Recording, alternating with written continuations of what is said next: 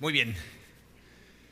Miren, de verdad estamos emocionados, muy contentos de que estén aquí porque a lo mejor algunos de ustedes vieron nuestra página de Facebook y se enteraron, pero este fin de semana nuestra iglesia cumple 15 años de que abrió sus puertas y empezamos a predicar a Dios. Gloria a Dios. Bien.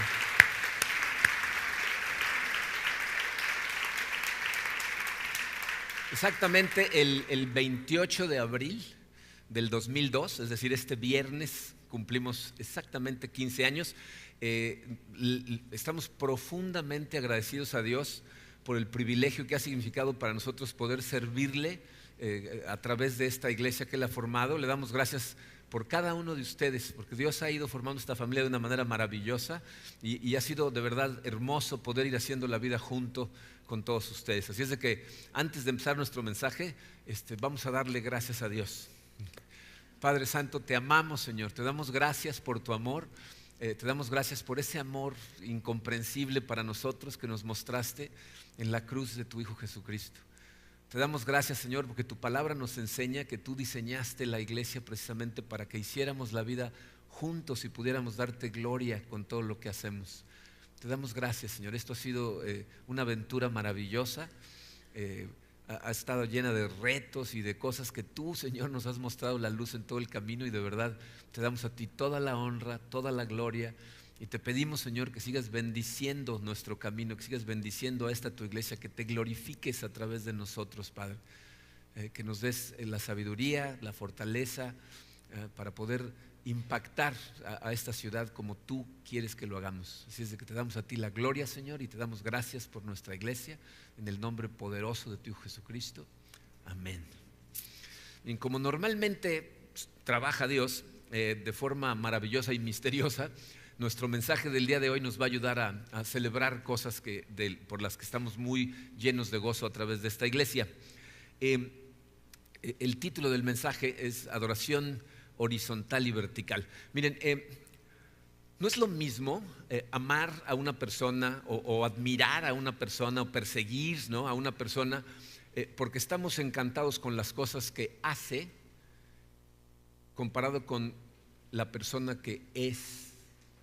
Si lo piensan, en nuestra sociedad tenemos normalmente el mal hábito de admirar a la gente por lo que hace, ¿no? Y por eso los atletas, los artistas, los cantantes, ¿no?, ganan unas cantidades de dinero impresionantes porque la gente está impactada con lo que hacen, ¿no? Tienen habilidades increíbles, tienen talento, ¿no? Y entonces la gente, ¡guau!, ¿no? Pero cuando empiezas a observar el tipo de persona que son, ¿no?, cuando empiezas a aprender acerca de su vida, de cómo viven la vida, de los hábitos que tienen, la forma en que tratan a otras personas, a sus parejas, a sus hijos, a la sociedad en general, entonces ya no te deberían de encantar tanto, aunque hay gente que de todas maneras cierra los ojos y sigue a la gente simplemente por lo que hace. Es importante ver esta diferencia porque lo mismo sucede en nuestra relación con Dios. Mucha gente está enamorada de Dios y lo persigue por las cosas que Dios hace en lugar de por quien Él es. Y miren, siendo honestos, yo creo que casi toda la gente es atraída por Dios por las cosas que hace, es decir, o por las que puede hacer, ¿no? O sea, mucha gente se acerca a la iglesia porque quiere que Dios arregle su matrimonio o sane a una persona enferma en su familia o arregle sus finanzas o de alguna manera solucione los problemas que está enfrentando. Esas son las cosas que Dios hace.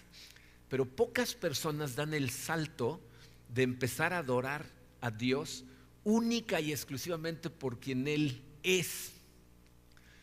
Pero cuando una persona da ese salto, se nota en la forma en que vive la vida, en la forma en que se expresa acerca de todas las cosas que enfrenta en la vida. Su manera de hablar cambia.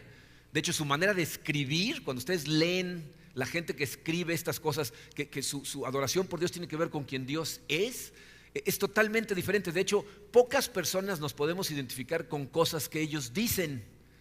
El exponente principal en la Biblia de este caso es el apóstol Pablo, quien vivía para la gloria de Dios, por quien Dios era. Y Pablo escribe cosas en la Biblia que, si somos honestos, nos cuesta trabajo identificarnos con ellas. Lo dice por todos lados, pero les puse aquí un versículo, Filipenses 3:10. Fíjense lo que dice Pablo. Dice: lo he perdido todo a fin de conocer a Cristo, experimentar el poder que se manifestó en su resurrección participar en sus sufrimientos y llegar a ser semejante a Él en su muerte. Entonces fíjense lo que está diciendo. Dice, lo he perdido todo. No está diciendo, perdí todos los malos hábitos. Está diciendo, perdí todo. Perdí la posibilidad de tener familia, prosperidad, negocios, todo lo perdí por Él. Dice, ¿a cambio de qué? Dice, de conocer a Cristo, de experimentar el poder que se manifestó en su resurrección, participar en sus sufrimientos y parecerme a Él en su muerte. Díganme, ¿cuántos de nosotros hoy en la mañana oramos y dijimos, Señor, hoy déjame sufrir por ti? ¿Cuántos? ¿No? O sea, ¿te identificas con eso? Señor, quiero morir para ti. ¿No? Quiero parecerme a ti en la forma en que moriste. O sea, no nos identificamos con estas cosas, porque realmente no lo adoramos por quien Él es. Aquí Pablo está diciendo, mi anhelo principal es experimentarte a ti, a tu poder, a tu compañía. Y a lo mejor estás pensando, bueno, pues ese es Pablo, ¿no? Pues es único en el mundo. Pero eso no es cierto. Si tú estudias la historia de la iglesia, te vas a encontrar con montones de hombres y mujeres que en sus escritos expresan exactamente las mismas cosas. De hecho, son gente que vale la pena leer. Son los autores que te atraen a Dios. Y les podía haber puesto, miren, tenía por lo menos 10 ejemplos, pero entonces nos íbamos a pasar media hora nada más hablando de eso, y lo quiero seguir con el mensaje, pero les puse aquí, fíjense, una cita de San Agustín, pero podíamos haber puesto a Owens, podíamos haber puesto a Calvino, a Martín Lutero, a montones de personas. Fíjense lo que dice San Agustín. Dice, oh, qué dulce fue para mí ser librado de repente de esas dulzuras sin fruto. ¿Se dan cuenta que está hablando de cosas buenas? Dice, esas cosas eran dulces en mi vida, pero que no daban fruto realmente. Dice, las cuales tanto temía entonces perder. Bien, aquí está siendo súper honesto Agustín. ¿Cuántos de nosotros no nos entregamos al 100% a Dios? Porque sabemos que hacerlo significaría perder cosas que no queremos perder, que nos da miedo soltar. Entonces decimos, si realmente me entrego, pues voy a tener que soltar ciertas cosas que, ¿qué tal si me las quita? ¿No? Dice, esas cosas que tanto temía perder, porque tú las arrojaste de mí, tú, oh verdadera y sana dulzura. Dice, tú eres la verdadera dulzura. Esas cosas no son realmente dulces, tú sí lo eres. Dice, las arrojaste de mí y en su lugar entraste tú, más dulce que todo deleite. Aquí Agustín está diciendo, mi anhelo eres tú. A lo que quiero es tenerte a ti. Fíjense cómo las oraciones de estas personas cambian y dejan de ser, Señor, cuida a mi familia, sana a mi hijo, arregla mis finanzas, ayúdame a prosperar, y cambian a, necesito más de ti, quiero conocerte mejor, déjame sentir tu presencia. Eso, fíjense, es la diferencia entre adorar horizontalmente y verticalmente. Cuando estamos adorando horizontalmente, estamos adorando por las cosas que Dios a nuestro nivel hace. Cuando estamos adorando verticalmente, lo estamos adorando a Él por quien Dios es. Este cambio que no toda la gente da ese salto, es lo que podemos ver en la vida de Habacuc. Este libro es impresionante porque en 3 capítulos Habacuc está pasando de una adoración totalmente horizontal, y ahorita empezando con el capítulo 3 que vamos a empezar a leer en un momento, te vas a dar cuenta cómo su adoración empieza poco a poco a hacerse vertical, o sea, a adorar a Dios por quien Dios es. Entonces vamos a empezar a leer el capítulo 3 y van a ver de lo que estoy hablando. Fíjense, versículos 1 y 2 dice así. Oración del profeta Habacuc. Primero que nada nos dicen, esta es una oración que Habacuc hizo y la dejó registrada para que nosotros la podamos leer. Dice, según Sigionot, esa es una palabra medio rara, les voy a decir lo que significa, es un tipo de canción. ¿Okay? Esto que escribió Habacuc, aunque va a sonar medio raro como canción, lo escribió para que fuera cantado. ¿Okay? Y entonces empieza su oración. Dice, Señor, he sabido de tu fama, tus obras, Señor, me dejan pasmado. Realízalas de nuevo en nuestros días, dalas a conocer en nuestro tiempo. En tu ira, ten presente tu misericordia. Miren, si nos acordamos de qué ha pasado con Habacuc hasta ahorita, vas a entender qué es lo que está empezando a hacer y lo que va a seguir haciendo en este capítulo. Al principio del libro, en el capítulo 1, vimos a Habacuc quejándose con Dios porque Dios no disciplinaba al pueblo de Israel. Se estaban portando mal, ¿verdad? Y no hacía nada al respecto. Entonces Habacuc va y le dice, oye, ¿no vas a hacer nada al respecto? ¿Y qué le contesta a Dios? Claro que estoy haciendo algo al respecto, los voy a disciplinar a través de enviar a los caldeos para que invadan Judá, ¿no? ¿Y qué le responde Habacuc? No vas a mandar a los caldeos, ¿verdad? O sea, le empieza a decir a Dios qué hacer. empieza a cuestionar su juicio. Incluso termina el capítulo diciendo, pues la verdad es que yo me voy a sentar en la azotea para ver qué vas a responder ante mis reclamos, como diciendo, a ver cómo te vas a defender de esta. Y entonces Dios lo que empieza a hacer es a mostrarle cómo Él es todopoderoso, todo lo que hace lo hace perfecto, y Habacuc es una persona limitada que no puede ver ni siquiera lo que hay atrás de él y por lo tanto no puede entender lo que Dios está haciendo.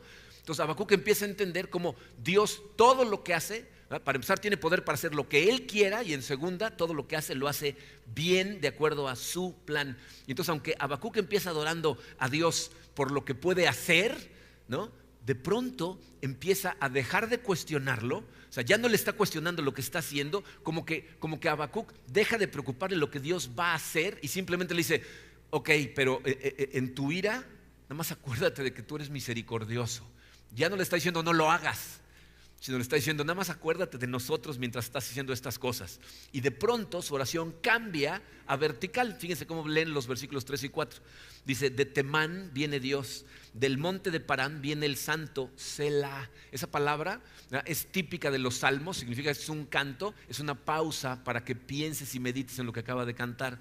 Dice, su gloria cubre el cielo y su alabanza llena a la tierra. Ahora está adorando a Dios por quien Él es. Su brillantez es la del relámpago, rayos brotan de sus manos, tras ellos se esconde su poder. O sea, de pronto la adoración de Habacuc es vertical. Ahora está adorando su esplendor, su poder, no cómo resplandece. Entonces de pronto, fíjense, podemos empezar a notar aquí a Habacuc que empieza a tener un anhelo, ¿no?, por Dios, por Él. Pero me parece importantísimo que notes de dónde procede, de dónde proviene ese anhelo de Habacuc por tener esa relación con Dios.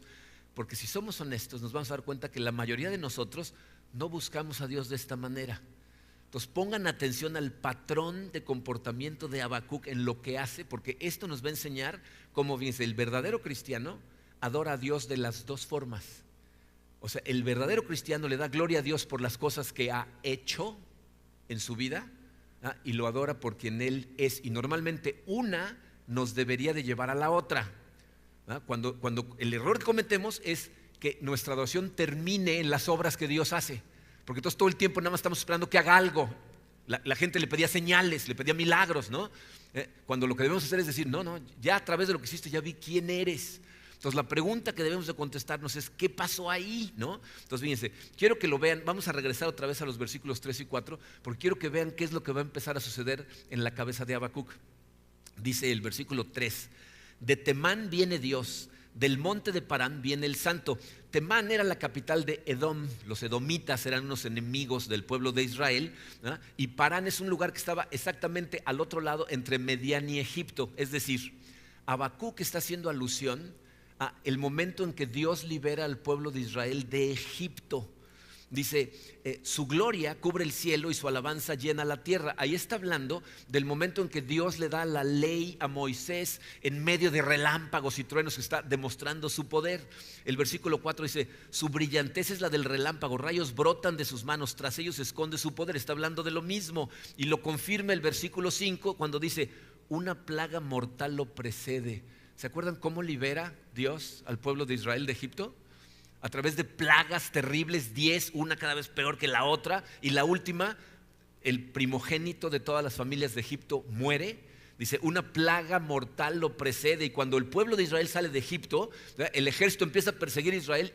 ¿Y cómo protege Dios al pueblo de Israel? ¿Se acuerdan cómo?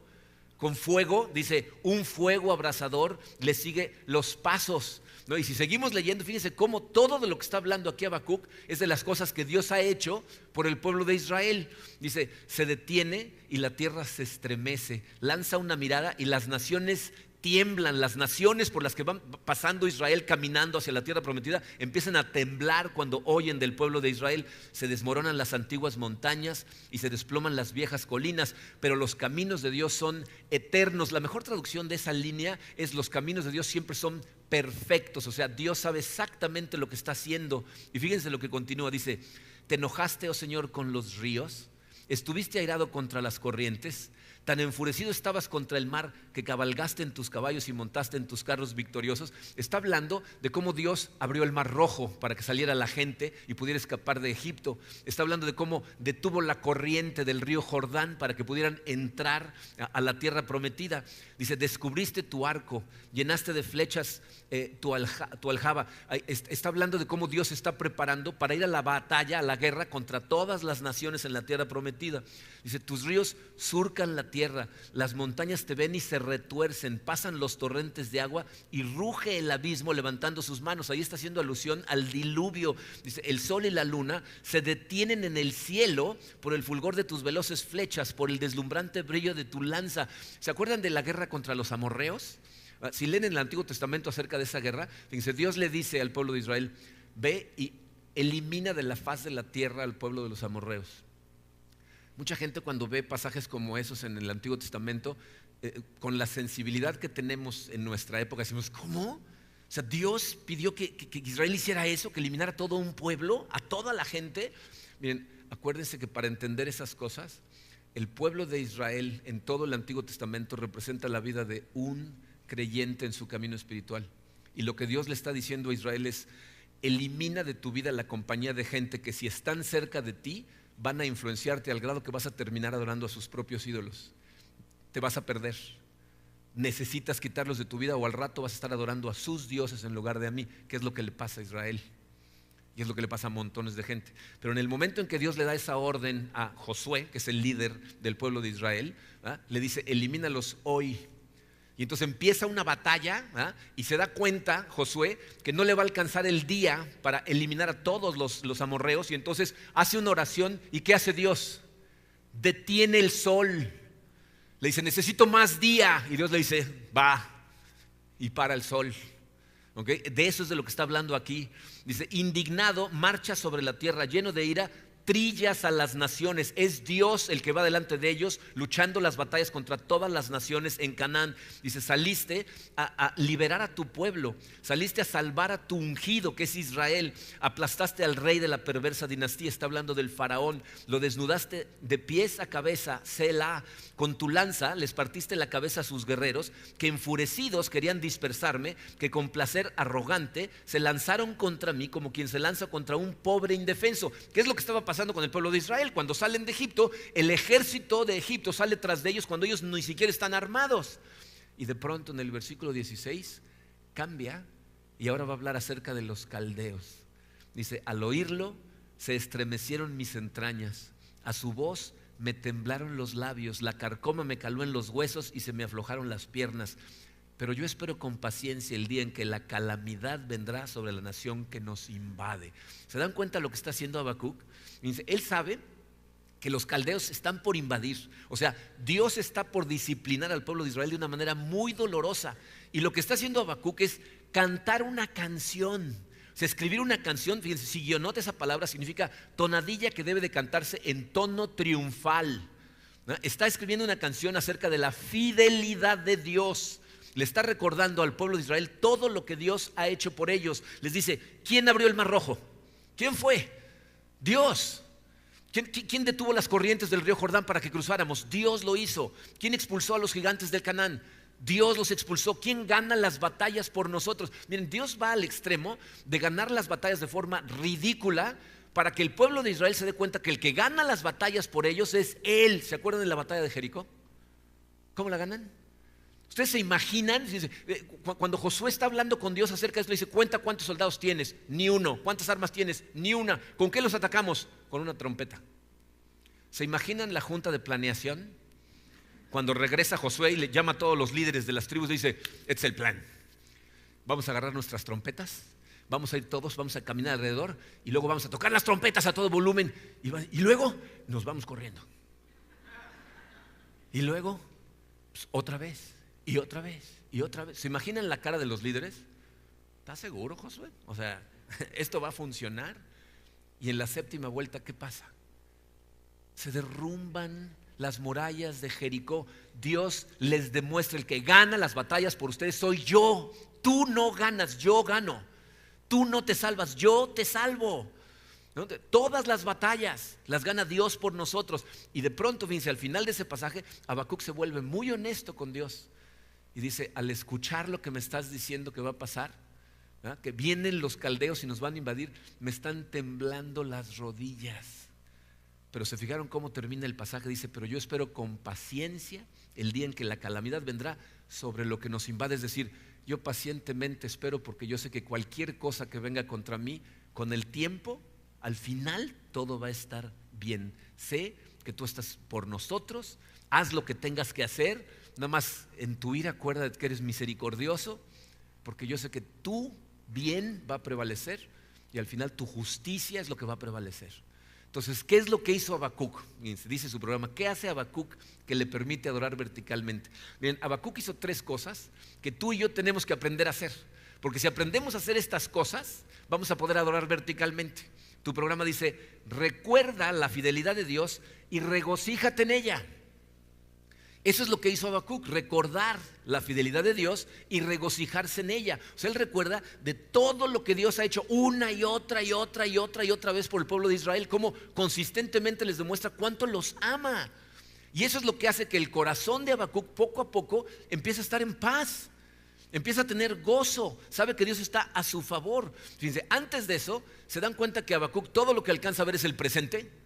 Se está viendo lo que está pasando y se queja, Señor, mira lo que está pasando hoy, ahorita, en este momento. Nada más puede ver el presente con sus limitaciones, pero cuando Dios le hace ver que Él no está limitado, que Él sí sabe lo que está haciendo, eso empuja a Habacuc a voltear a ver hacia atrás, hacia el pasado, a ver el récord de Dios, todas las veces que ha cumplido sus promesas y cómo todo lo ha hecho para su bien. Y tú y yo tenemos que hacer exactamente lo mismo. Bien, hay muchas cosas que deberíamos de recordar y regocijarnos, pero hay 3 en particular que si tú recuerdas, te van a empezar a empujar a adorar a Dios, no nada más horizontalmente, sino verticalmente. Ahí van. Número 1, recuerda y regocíjate que Dios te salvó.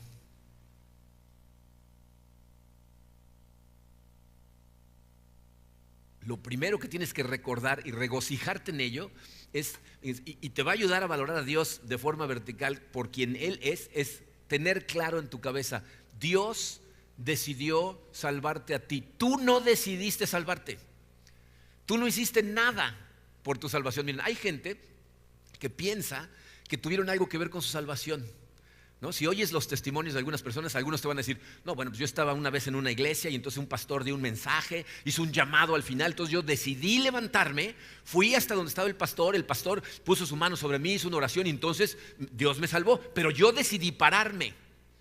No, otros te dirán, no, bueno, yo la verdad es que empecé a tener dudas, entonces decidí ir a visitar a un amigo que sé que conoce de la Biblia, le pedí que me explicara, me dio el plan de salvación y entonces acepté a Cristo, pero yo decidí ir a ver a este amigo. ¿No? Si eres un joven, a lo mejor dices, no, pues yo fui al campamento de jóvenes y hicieron la obra de teatro de que te vas a ir al infierno. Y dije, no, yo no me quiero ir al infierno. Entonces fue al frente y me salvé, ¿no? Escucha claramente. ¿Sabes por qué tomaste la decisión de levantarte, ir al frente, ir a visitar a tu amigo? ¿O por qué fuiste al campamento de jóvenes? Porque Dios, a través de su Espíritu Santo, tocó tu corazón y te salvó. Y en ese momento tomaste la decisión de ir hacia adelante. Te abrió los ojos a Jesucristo. Tú no hiciste nada. ¿Okay? Él nos hace, ¿qué dice Efesios 2:13? Dice, pero ahora en Cristo Jesús, a ustedes que antes estaban lejos, Dios los ha acercado mediante la sangre de Cristo. ¿Qué dice ahí? ¿Y entonces tú fuiste a Él o Dios te acercó? ¿Qué dice? Dios los ha acercado mediante la sangre de Cristo. O sea, nos está diciendo, Él es el que te acerca. ¿Y por qué te acerca? ¿Por qué te salvó Dios? Hay gente que tiene unas ideas bien interesantes. Tengo unas conversaciones, sí, tengo unas conversaciones con un muchacho muy inteligente, creo que es uno de sus problemas, muy, muy inteligente, y aparte tiene un conocimiento de la Biblia que es impresionante. Está muy joven y tiene una enfermedad. Hablo con él casi cada 2-3 semanas, no vive en este estado y en otro estado de la República, y tenemos conversaciones muy intensas, ¿no? Y la última vez que hablé con él, uno de sus síntomas estaba empeorando y me dice, Marco, te quiero hacer una pregunta y dime honestamente, yo sé que tú conoces mucho de la Biblia, tu conocimiento es como un edificio, pero quiero que sepas que mi edificio no es pequeño, mi conocimiento no es pequeño. ¿Será prudente que vaya yo en oración a Dios y le diga, Señor, te conviene salvarme porque yo sé un montón y puedo ayudarte para la extensión de tu reino. Tenemos que tener esto clarísimo, ¿eh? Dios no te escogió a ti por lo maravilloso que eres. Al revés. Dice, nosotros estamos acostumbrados aquí en la tierra a escoger de una manera diferente que como Dios escoge, ¿no? ¿Se acuerdan cuando éramos niños, íbamos a jugar fútbol, echaban un volado los dos capitanes y empezaban a escoger? ¿A quién empezaban escogiendo? A los mejores, a los más fuertes, a los más hábiles, a los que mejor hacían el deporte, ¿no? Y mientras se iba reduciendo la cantidad de gente, los que quedaban cada vez se sentían peor, ¿no? Porque pues eran los últimos, ¿no? Si lees, no está en ningún lado en su programa, pero 1 Corintios capítulo 1 versículo 27 dice: Dios escogió a lo insensato para avergonzar a lo sabio, y escogió a lo débil para avergonzar a los poderosos. O sea, Dios no te escogió porque eras muy bueno, te escogió porque eras muy malo. Dijo, voy a hacer de la gente más débil, de la gente que más se tropieza, de la gente que más problemas tiene, de ellos voy a hacer un trofeo mío para que sepan que el que hizo el trabajo fui yo, no tú. ¿Okay? Entonces Dios te salvó. ¿Okay? Aquí en Comunidad de Fe, miren, nos regocijamos de esa salvación. ¿Saben los cientos y cientos y cientos de personas que hemos visto ser salvados por Dios? Gente que algunos los ves, tú dices, no, este seguro se salva, y por más que le haces no se salva. Hay gente que dice, no, este no tiene remedio y Dios lo salva, ¿no? O sea, porque el que lo hace es Él, ¿no? El problema es que la gente queremos hacer el trabajo del Espíritu Santo y salvar a la gente que nosotros queremos. El que salva es Dios. Yo le doy gracias a Dios por esta iglesia, porque de verdad no saben la cantidad de gente que yo no me hubiera imaginado nunca que Dios decide y lo salva por cosas que nosotros no hacemos. De hecho, fíjense, tenemos casos de esposas que se la pasan machacando al marido todo el día, el marido se rehúsa, y un día sentado en la sala viendo la televisión, Dios toca su corazón y de repente tengo que ir a la iglesia. Sin ninguna acción de nosotros. Y viceversa, y jóvenes y adultos, es una bendición. Pero tienes que entender esto, para que te llene esto de gozo. Acuérdate, tú no hiciste nada. ¿Y sabes por qué no hiciste nada? Porque no podías hacer nada. O sea, no estabas en la posición de poder hacer algo. Colosenses 2, versículos 13 y 14 dice: ustedes estaban muertos a causa de sus pecados y porque aún no les habían quitado la naturaleza pecaminosa. Díganme, ¿qué pueden hacer los muertos? Nada. Un muerto puede decidir darse vida a sí mismo y decir, no, ya me cansé de estar muerto, me voy a levantar. ¿Puede? Estás muerto. Entonces dice, ustedes estaban muertos. ¿Y qué dice después? Dice, entonces Dios les dio vida con Cristo al perdonar todos nuestros pecados. O sea, ¿cómo le hizo Dios para darnos vida? Quitó de nuestra vida lo que causaba muerte, porque la causa de la muerte en nuestra vida es el pecado. Entonces dice, les quitó el pecado. ¿Cómo? Dice, Él anuló el acta con los cargos que había contra nosotros y la eliminó clavándola en la cruz. Es decir, Él vino y dijo, ¿cuánto se debe? ¿Cuánto debe cada una de estas personas? ¿Cuántas cosas malas han hecho? Las absorbo yo y las voy a clavar en la cruz. O sea, se dejó crucificar para pagar por lo de todos nosotros. Tú no podías pagar. Tu cuenta bancaria estaba en ceros, el cheque hubiera rebotado. Él viene, hace el pago, te justifica y te salva porque quiso salvarte. Entonces, regocíjate en eso, porque si es lo único que hace por ti, ya hizo todo lo que tenía que hacer por ti. Eres salvo, tienes la eternidad gracias a Dios. Entonces, regocíjate en eso. Eso te va a dar paz, tienes seguridad eterna. Pero aparte de eso, recuerda y regocíjate que sin importar las circunstancias, Dios siempre está contigo y por ti. Sin importar las circunstancias, Dios siempre está contigo y aparte está por ti, o sea, está de tu lado. Miren, yo creo que si algo hemos aprendido en esta serie es acerca de la soberanía de Dios. La Biblia dice, Dios está en los cielos y hace lo que le place. Está en control de todo, tiene poder sobre todo, y todo lo que sucede es porque Él está haciéndolo o permitiendo que suceda. Pero tienes que entender que tiene un plan y su plan es perfecto para nosotros. Entonces, Él siempre está contigo, pero aparte está a tu favor. Aunque haya momentos, aunque haya circunstancias en donde tú pienses que las cosas están terribles y que Dios ya te abandonó y que ya no te quiere y que esto está pasando, ¿qué hice yo para...? Está de tu lado. Está trabajando en un plan perfecto para ti y vas a terminar bien. La eternidad va a ser segura y aparte todo su plan está entretejido para que todo termine como Él quiere que termine, pero siempre está contigo. Y miren, yo creo que el problema para mucha gente es que no saben cómo conectarse con Dios. Y entonces no sienten su presencia. En Mateo 28 Jesucristo le dice a sus discípulos, se me ha dado toda la autoridad en los cielos y en la tierra, y ahora vayan y hagan discípulos de todas las naciones, bautizándolos en el nombre del Padre, del Hijo y del Espíritu Santo, y enseñándoles a obedecer lo que yo les he enseñado. Y termina diciendo, y estaré con ustedes siempre, hasta el fin de los tiempos. Y mucha gente se pregunta, pero ¿cómo está conmigo siempre? ¿Cómo es que Cristo está conmigo siempre?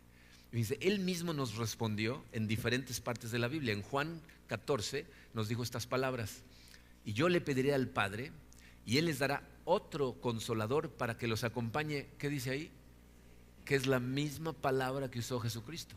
Dice, el Espíritu de verdad los va a acompañar siempre. Es a través de su Santo Espíritu que sella tu corazón, que vive en tu corazón, que Él te acompaña todos los días. Y en los momentos cuando más lo necesitas, es cuando más disponible está. Romanos 8:26 dice, asimismo en nuestra debilidad el Espíritu acude a ayudarnos en tu debilidad. Cuando más débil eres, cuando más lo necesitas, lo que Él quiere es que vayas a Él. Que te recuerdes, Él me salvó y Él está siempre conmigo, y todo lo que hace es para mi bien, aunque se vea mal. Y eso es lo que le da paz a Habacuc. ¿Te das cuenta cómo eso es lo que Habacuc les dijo? ¿Quién nos salvó? Dios.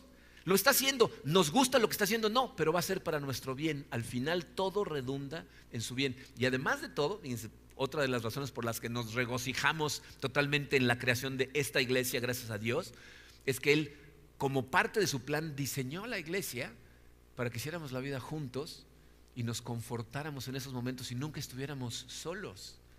Por eso Pablo le dice a la iglesia en 1 de Tesalonicenses 5:11, dice, por eso anímense y edifíquense unos a otros tal como lo vienen haciendo. O sea, no tienes razón para estar solo.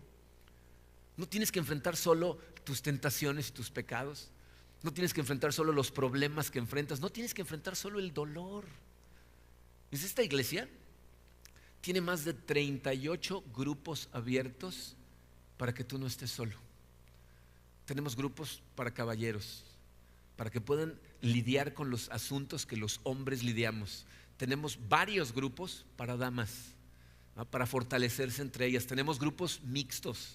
Tenemos grupos para consejería matrimonial, tenemos prematrimonial, matrimonial, matrimonios maduros, ¿no? Tenemos grupos de celebrando la recuperación, gente que está batallando con tentaciones. Hay varios grupos pequeños, tenemos grupos de oración, tenemos ministerios, tenemos montones de grupos para que hagas la vida juntos. No tienes por qué estar solo. Consistentemente los invitamos a conectarse y tristemente la gente se desconecta hasta el día de la tragedia, cuando deberías tener una red de apoyo y de soporte y de fortaleza todo el tiempo a tu alrededor. Pero acuérdate, el que provee todo eso es Dios, porque el que te rodea con gente es Él, el que les da palabras para confortarte es Él, y tú puedes acudir simple y sencillamente y directamente a Él y te da el mismo confort. Pero diseñó la iglesia porque sabe que somos muy olvidadizos y necesitamos gente que esté a nuestro alrededor para recordarnos estas cosas. Entonces, conéctate. Y por si fuera poco, aparte, dice el número 3, recuerda y regocíjate que Dios inició todo esto y por tanto Él lo va a terminar. Es otra cosa que te puede dar mucha paz en tu corazón, te puede dar mucha tranquilidad, pero es importante que entiendas que Él te salvó, que Él inició, que no fuiste tú. Porque les voy a decir cuál es el problema con eso. Cuando la gente piensa, yo me salvé, lo que piensan es, y entonces yo me tengo que ir perfeccionando. Yo tengo por fuerza de voluntad que empezar a transformarme a mí mismo. Y como todos lo hemos intentado y sabemos que no podemos, hemos fracasado, nos cansamos de intentarlo, llegas a la conclusión de que pues realmente no estás cambiando. Pero si Dios te salvó y Él es el que te está transformando, sabemos perfectamente que lo que Dios empieza lo termina y nunca falla, jamás fracasa. El versículo más conocido acerca de esto es Filipenses 1:6.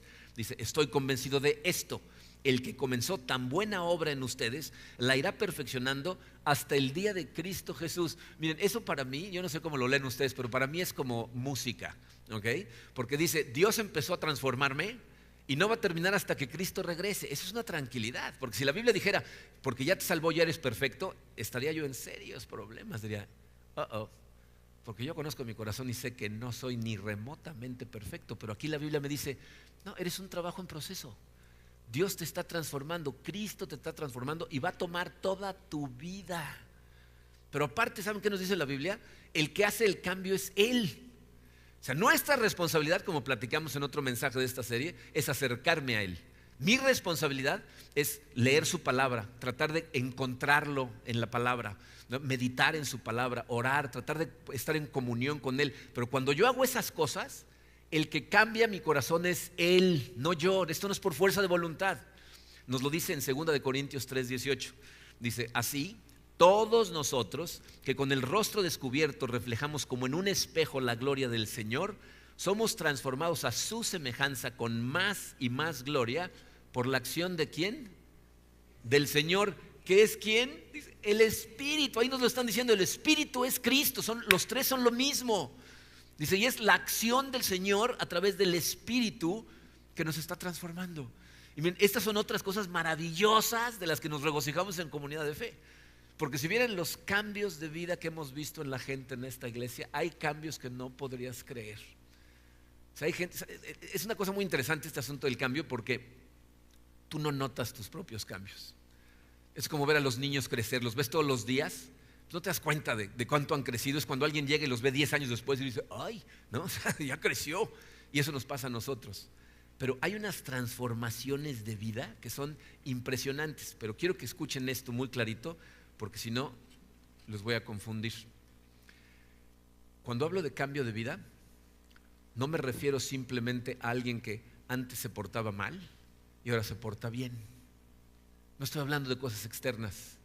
Porque si eso fuera todo lo que hace falta, entonces nosotros nos podemos santificar, ¿no? O sea, que dicen, no, pues yo antes hablaba como carretonero, pero ahora ya nada más digo groserías inventadas por mí, ¿no? Por lo menos ya no, ¿no?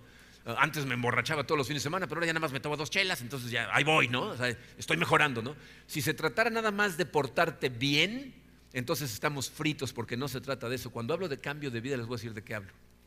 De gente que hoy tiene paz en Dios. De gente que sin importar las circunstancias, sin importar las situaciones, sin importar qué tan hermoso es el día o qué tan oscuro es el día, su paz está puesta en Dios. Su gozo está puesto en entender quién es Dios y cómo todo lo que está pasando, de alguna manera lo está trabajando Él para el bien de quienes lo aman. No importa qué pierdas en esta vida. Miren, yo sé que algunos de ustedes hablar de estas cosas nos ponen nerviositos, porque piensas, híjole, pues yo no sé si estoy ahí, porque si perdiera tal cosa no sé cómo respondería, ¿no? Creo que estamos ahí todos. Sin importar tu madurez espiritual, si hay cosas que van a suceder pero que no has enfrentado, lo más normal en el ser humano es decir, no sé cómo voy a responder cuando suceda, no sé con qué fortaleza lo voy a enfrentar. Pero 2 cosas al respecto. Una, acuérdate, es un proceso. O sea, Dios está trabajando en ti. Y en segunda, el simple hecho de que vayas a Dios y le digas, Señor, no sé cómo voy a enfrentar las pérdidas y las tormentas que vienen, te está poniendo en el terreno de Habacuc. Porque Habacuc está diciendo, yo sé que vienen los caldeos y me tiemblan las rodillas, Señor, pero no sé cómo lo voy a enfrentar. Espero que tú estés conmigo. Acuérdate de tu misericordia en ese momento. O sea, ya estás avanzando porque estás poniendo tu paz en Dios. Entonces necesitamos regocijarnos de estas cosas. Aunque nos tiemblen las rodillas, recuerda y regocíjate en estas cosas. Porque tú no te puedes salvar a ti mismo, ni te puedes cambiar a ti mismo. No puedes completar esto tú solo. Y por eso le doy gracias a Dios de verdad por la iglesia, porque de verdad somos muy olvidadizos y nos necesitamos unos a otros. Pero Dios es quien te salva. Dios siempre está a tu favor y lo que ya inició lo va a terminar. Gloria a Dios por quien Él es, porque es el único que puede hacer esto por nosotros. Cuando eso te quede claro, lo vas a glorificar por quien Él es. Vamos a orar. Padre, te damos gracias, Señor, por la claridad con la que tu palabra a veces nos abre los ojos. Sé, Señor, que estamos muy acostumbrados a concentrarnos en lo que puedes hacer, cuando lo que vemos en la vida de Habacuc es que su cambio sucedió cuando empezó a concentrarse no en lo que puedes hacer, sino en las cosas que ya hiciste, en lo que ya hiciste por nosotros, que nos debe dar paz, nos debe dar gozo, nos debe dar tranquilidad. Gracias, Señor, por habernos salvado. Gracias por haber tomado esa decisión, porque ninguno de nosotros estamos conscientes de todo lo que hizo falta para que pudiéramos ser salvados. Nunca lo vamos a experimentar, nunca vamos a tener que pagar por esas cosas. Y te damos gracias, Señor. Te doy gracias, Señor, porque sabemos que tienes un plan perfecto para nosotros y para nuestra iglesia. Y te pedimos, Señor, que nos permitas participar en ese plan. Que no dejes, Señor, que los días oscuros, que las tribulaciones, que los problemas nos detengan en nuestro caminar. Al revés, Señor. Haz que esas cosas nos acerquen más a ti, nos hagan correr hacia ti como un niño que se lastima y corre con los brazos abiertos hacia sus padres. Gracias por seguir trabajando en nosotros, Señor. Te damos gracias por tu paciencia, porque sabemos que caminamos despacio, pero confiamos en ti, Señor. Estamos totalmente dejándonos caer en ti y te pedimos, Señor, que nos des muchos años más de servirte y de glorificarte juntos como familia, y que nos des la sabiduría para siempre correr hacia ti y verte por quien tú eres, Padre. Gloria a ti, Señor, en el nombre poderoso de tu Hijo Jesucristo. Amén. Muy bien.